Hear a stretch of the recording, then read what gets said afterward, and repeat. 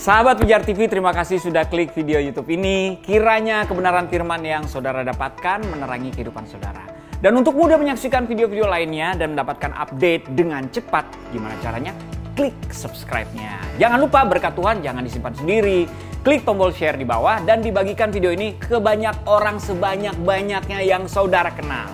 Salam terang bagi Indonesia.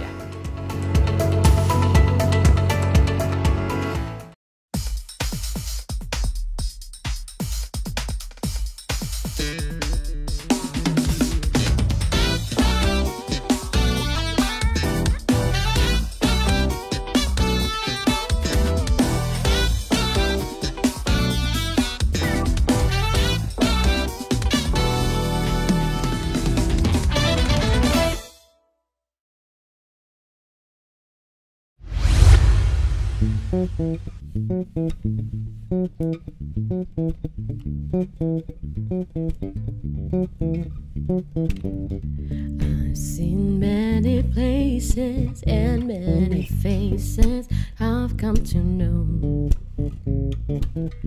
Times I've celebrated, sweet drink I've tasted, they come and go. But there was a treasure poured without measure over the earth. A light that's so bright, it outshine the brightest lights of the world. No greater friends I know, no greater peace I know, no greater hope I know, no greater joy I know. I could search high and low, and everywhere I go, no greater river flows than you, Jesus. Yeah.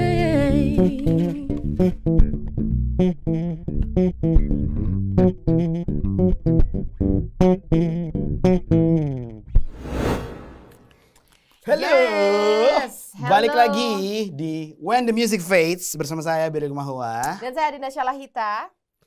Ya, ini adalah sebuah program dari Pijar TV di mana Yap. kita akan menjawab semua pertanyaan kalian terkait praise and worship. Oke, Langsung aja kita panggil tangan ajaib. tangan ajaib. Pertanyaan pertama di episode ini episode 8 by the way. Yes, berarti ya? 8. Ya, sudah 8 episode. Biasa, guys. Aku lagi yang Ya, ajaib. dan pemenangnya ada bukan salah. Bukan. Maaf. Kak, Ya. aku kan punya sedikit skill main musik dan nyanyi. Aku ingin melayani di gereja aku. Cuma aku lihat tim PW-nya banyak yang karakternya masih kurang dewasa, kurang disiplin, dan lain-lain. Boleh nggak sih aku pindah gereja supaya bisa ikut tim PW yang lebih dewasa di gereja lain? Oke, that's a Kalau good boleh mah question. boleh-boleh aja. Kalau ditanya boleh sih boleh-boleh aja sebetulnya. Masalah DNA gereja itu kan berbeda-beda. Ya. Tapi sebenarnya gini, pertama tidak ada gereja yang sempurna. Betul sekali. Dimanapun gereja yang kalian lihat kayaknya keren, bagus, sistemnya udah rapi, terstruktur, tetap aja pasti ada flaw-nya. Nggak mungkin sempurna 100%. Sempurnaan itu cuma milik Tuhan Yesus. Oh, Tuhan Yesus ya. Biasanya Enggak, ya jangan. bener, Nggak ada yang bener. ngerti. Nggak Takutnya nggak ngerti. bercanda kita. Oke, kesempurnaan itu hanya milik Tuhan. Berarti kan kita cuma sempurna waktu kita udah bersama-sama dengan Dia. Gereja cuma bisa sempurna waktu kita sudah bersama-sama dengan Yesus nanti. Nah, jangan pernah melihat gereja itu kayak apa ya? Apa istilahnya ya? Kayak gini, saya selalu ngebayangin gereja itu kayak gym. Kayak tempat fitness ya. Kalau kalian datang ke tempat fitness, ada yang badannya udah jadi banget ya, yang bulk banget, yang bicepnya udah 18 tumpuk, oh enggak lebay banget. Satu 18 ya. Bicep udah jadi banget gitu. Ada Ya. yang masih gemuk, overweight, ada yang kurus banget baru mulai. Jadi nggak semuanya sudah mencapai satu titik yang boleh dibilang ini harusnya kayak gini gitu. Nggak ada. Nah, tapi kita tetap datang ke gym karena kita pengen sehat kan. Kita tetap datang ke sana karena kita tahu, oh gue pengen bikin badan gue sehat, gue pengen, walaupun orang lain gak sehat, kita gak bisa bilang gym itu jelek dong. Ah, gymnya jelek nih, gara-gara gymnya masih ada orang yang kurus banget, ada orang yang masih kegemukan. Gue gak mau di gym di sini lagi deh, gue pindah gym aja. Itu sebenarnya poinnya, analoginya kurang lebih sama. Kalau kita datang ke sebuah gereja dan kita lihat gereja itu, oh bagian sini belum sempurna, bagian sini belum sempurna, lalu kita pindah gereja. Lalu di sana nanti kita akan ketemu juga, ternyata dia masih kurang ini, habis itu kita pindah gereja yang lain. Itu nggak akan pernah berakhir, it's gonna be a never ending search, karena sekali lagi tidak ada gereja yang sempurna. Nah, apa yang kita bisa bikin dengan kemampuan yang kita punya, dengan skill yang kita udah dipercayakan sama Tuhan, kita kasih yang terbaik di mana kita tertanam gitu. Karena buat saya penting banget kita tertanam dalam sebuah gereja. Karena omong kosong kita bicara tentang karakter kalau kita nggak mau tertanam. Justru Firman bilang kan, besi menajamkan, di Amsal bilang besi menajamkan besi, manusia menajamkan sesamanya. Betul. Dengan kita bertemu orang-orang yang berbeda, karakter-karakter yang berbeda, disitulah kesempatan kita bertumbuh lebih dewasa, semakin serupa Kristus dan punya karakter yang kuat gitu. Jadi jangan melihat kekurangannya, tapi coba kita lihat apa yang kita bisa berikan sebagai sebuah kontribusi, gereja di mana kita ditempatkan, di gereja di mana kita nyaman bertumbuh, gereja di mana kita tertanam. Jangan dikit-dikit pindah hanya karena melihat flow-nya. Tapi kalau misalnya memang kamu merasa aduh gue bener-bener gak bisa nih, sorry banget gitu. Ya udah, kalau memang it's okay juga kalau mau pindah gitu. Yang penting at the end of the day yang harus selalu diingat adalah tidak ada gereja yang sempurna. Itu sebabnya kita mau berkumpul sama-sama dengan apa yang kita punya, kita memberikan yang terbaik buat Tuhan di luar ketidaksempurnaan kita. Balik lagi nih tim PW-nya, apakah semuanya memang karakternya nggak kurang bagus atau karena kamu melihat beberapa orang jadi kurang lebih kayak menyamaratakan? Itu kan juga kadang-kadang kita sebagai manusia juga kadang-kadang suka bikin asumsi sendiri dan lain-lain. Jadi kamu balik lagi bikin stereotype gitu. Ya, jangan. Nah itu tadi dibilang jangan asal misalkan pindah gereja, nanti kalau ada kesalahan dikit aja, misalkan lihat tim PW-nya buang sampah sembarangan dikit aja pindah gitu. Maksudnya itu maksudnya jangan sampai karena kamu ngeliat kesalahan dikit kamu langsung pindah gereja, itu juga jangan. Tapi kalau memang value-nya di tempat yang kamu mau bertumbuh itu ternyata tidak selaras dengan firman Tuhan, aku menyarankan memang go, carilah yang memang value-nya selaras sama firman Tuhan gitu. Jadi memang bukan cari yang semuanya holy gitu loh, bukan cari yang semuanya sempurna. Tapi carilah yang memang value-nya dan mereka sama-sama berjalan ke arah yang baik. Betul. Menuju yang membawa jemaat-jemaatnya menuju ke dalam pertobatan. Ya, yang paling penting tuh kita lihat gereja itu visinya. Betul. Sesuai nggak sama visi, pertama sesuai dengan firman Tuhan atau enggak. Lalu kamu bisa melihat nggak kamu ada di dalam visi gereja itu, bertumbuh bersama dengan mereka. Dan berkali waktu itu episode 7 kan kita ngomongin tentang DNA juga kan. Emang DNA gereja kan beda-beda. Nggak salah juga kamu cari DNA yang aku ternyata lumayan sama nih DNA-nya sama aku gitu. Jangan memaksakan diri kamu juga dan jangan pakai kekuatan kamu saat pelayanan. Yes. Gitu. Semoga terjawab. Kita mau masuk ke pertanyaan berikutnya. Lanjut. Tapi cut dulu. Tanah ajaib boleh dipanggil dulu. Lanjut ke pertanyaan berikut dari tangan ajaib. Gue tarik kelihatan ya orangnya. Oke. Coba sekalian nih. Wow. Aduh, Dinda aja deh yang jawab. Wah. Baca dong. Gue suka nih pertanyaan-pertanyaan kayak gini. Nggak suka. Kak, boleh dong minta pendapatnya mengenai pelayan PW yang pernah kedapatan jatuh dalam dosa mabuk-mabukan atau dosa seks atau bahkan bercerai. Ada yang menganggap mereka nggak pantas lagi melayani di panggung karena bisa jadi batu sandungan. Pendapat kakak, pertama adalah keselamatan untuk semua orang ya, benar kan? Sebenarnya gitu. Kayaknya kamu mau bilang keselamatan masing-masing. Udah juga. Karena ada free will itu ya. Ini pertanyaannya bikin kita di target ya. Kita kayak digambar target nih. Gitu. Enggak, tapi ini kadang-kadang memang harus di-address nih. Mumpung Pijar TV benar. Ya kan ada wadah di Pijar TV seperti Yes. ini. Ya kan, One mari kita Music bahas. Faith. Kirimkan pertanyaan-pertanyaanmu yang seperti itu. Kalau kita nggak bisa, suruh timnya yang jawab. Kalau nggak bisa, maafin. Pak Ezra Soru tolong jawabin. Papa Mandur Sena tolong jawabin. Oke. Yang pernah kedapatan Jota Slim.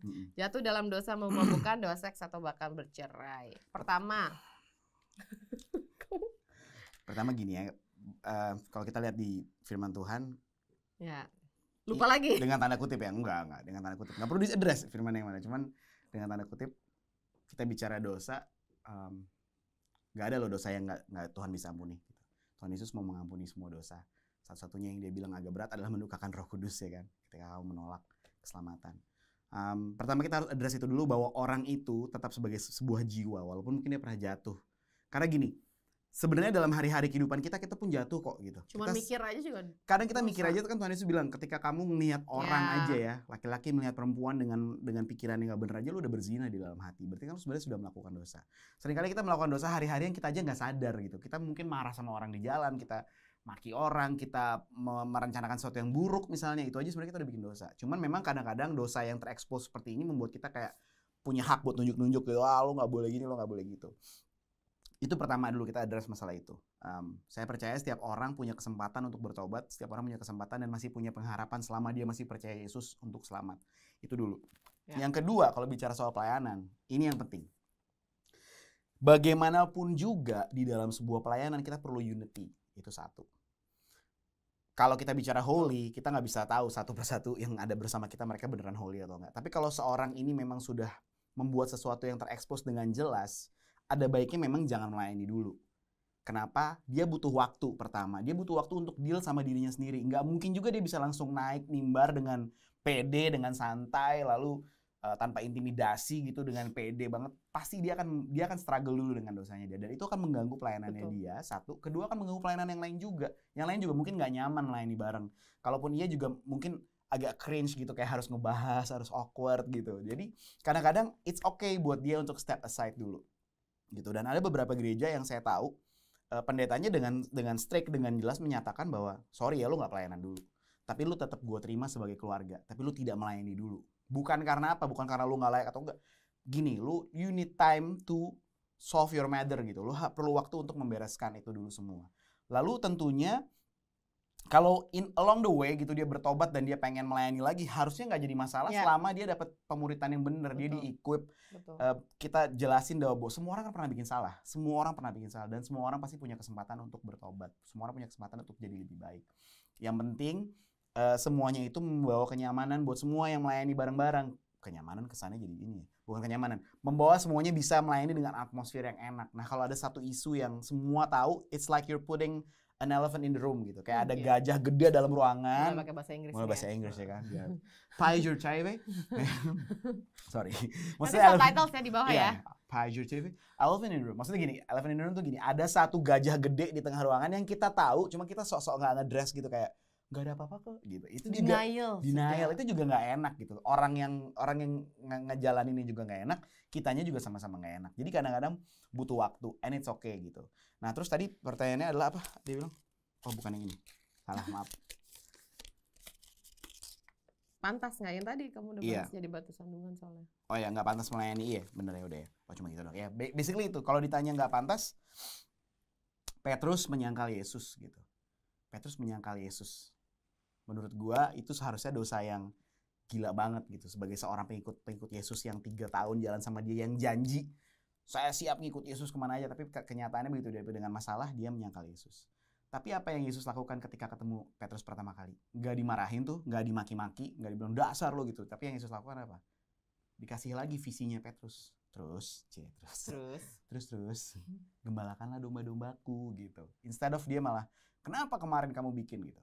Jadi poinnya adalah gini, setiap orang pernah jatuh dalam dosa, tapi setiap orang punya kesempatan untuk bertobat. Dan it's okay untuk step away dulu, jangan melayani dulu. Sebaiknya jangan diberikan pelayanan dulu.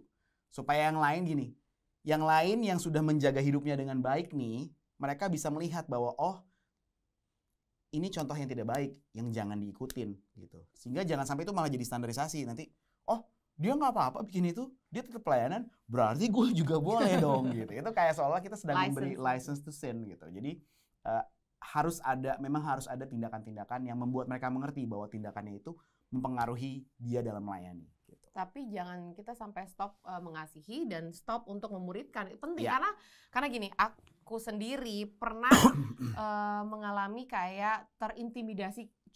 Misalkan marahin tukang parkir atau misalkan pengendara lain, misalkan itu tuh mau pelayanan loh.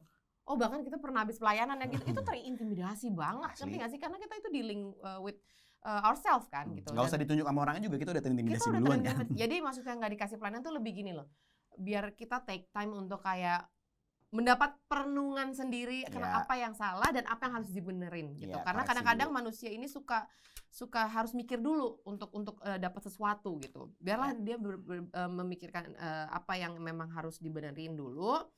Tapi kita jangan sampai ninggalin dan jangan sampai jauhin gitu loh. Dan jangan sampai nunjuk-nunjuk menghakimi, karena di Lukas 6 ayat 37 dibilang juga janganlah kamu menghakimi, maka kamu pun tidak akan dihakimi gitu. Dan memang banyak juga mungkin kita harus addressin beberapa yang melayani sebelumnya malah belum dimuridkan.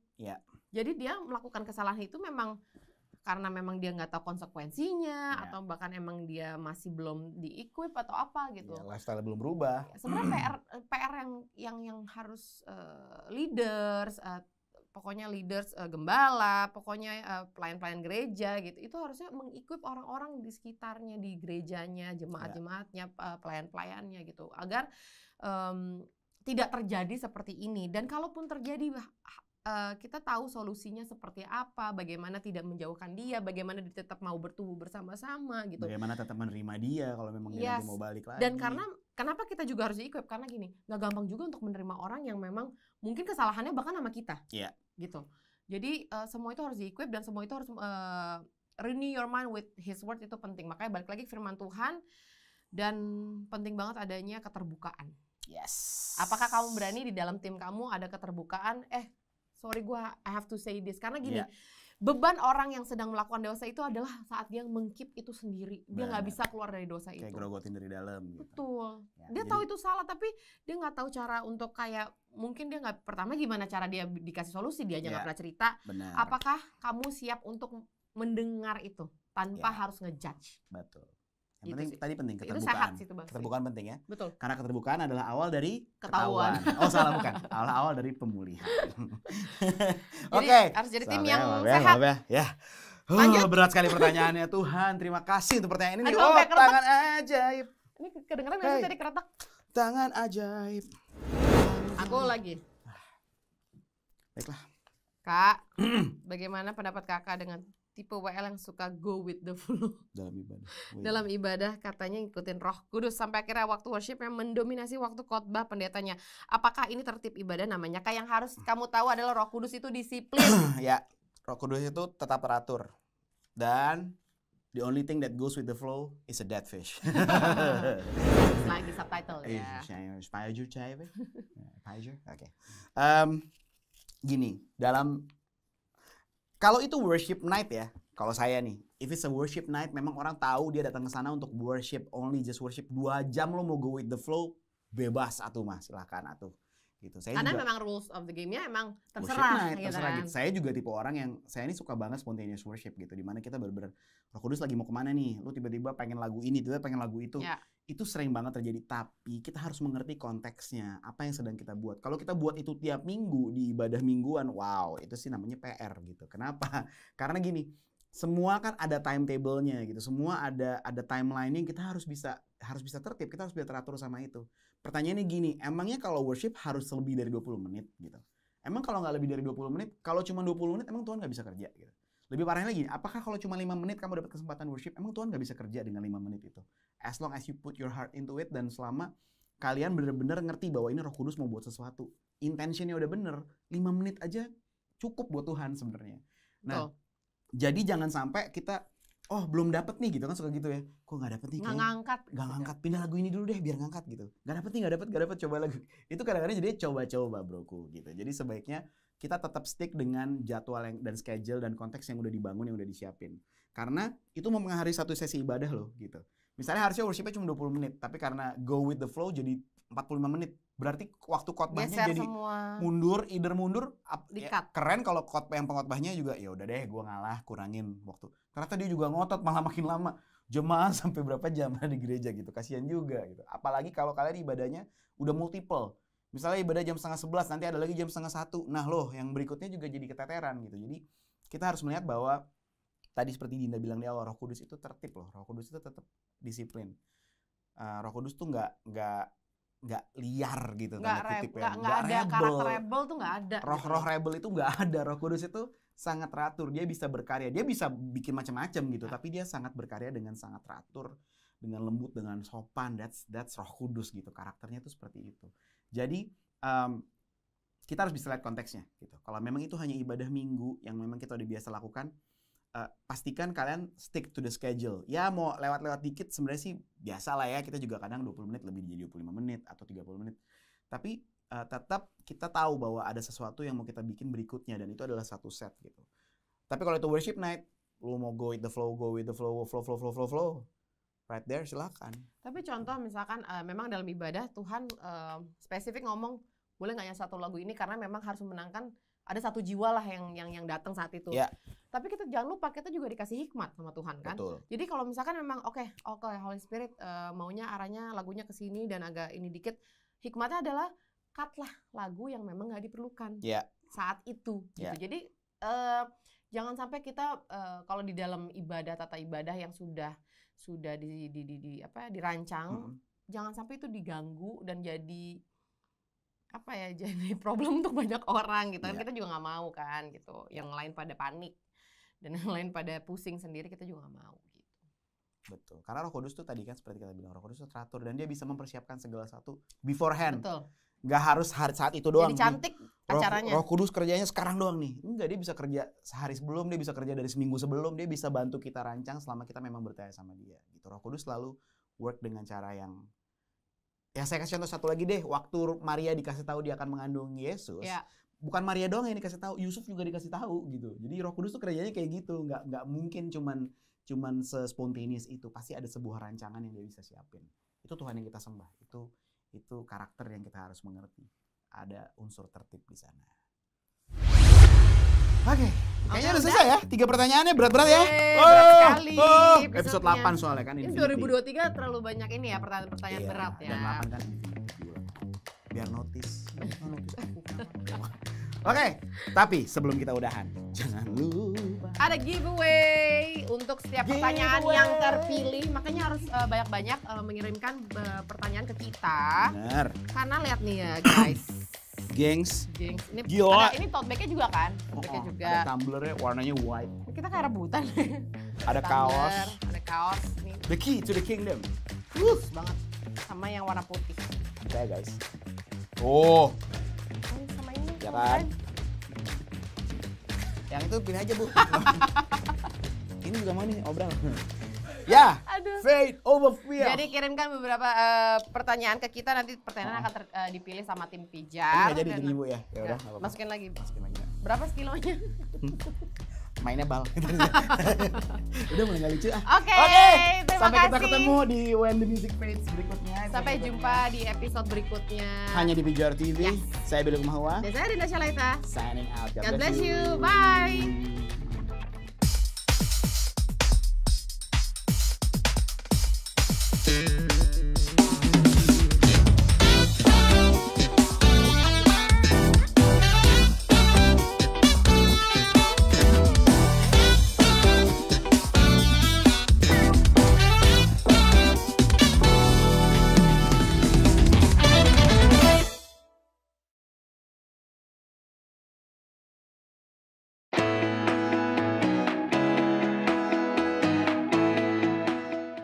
Sahabat Pijar TV, terima kasih sudah menjadi pemirsa setia program-program Pijar TV. Kami sungguh rindu agar saudara bukan saja diberkati dengan menyaksikan program-program ini, tetapi juga dapat berinteraksi dengan kami untuk berdiskusi dan bahkan didoakan melalui WhatsApp dan telepon yang tertera di layar kaca ini.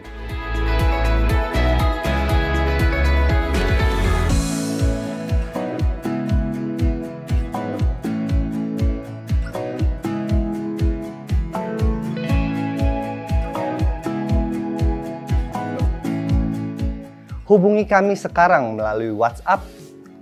Tim Respon Pijar TV siap untuk layani saudara.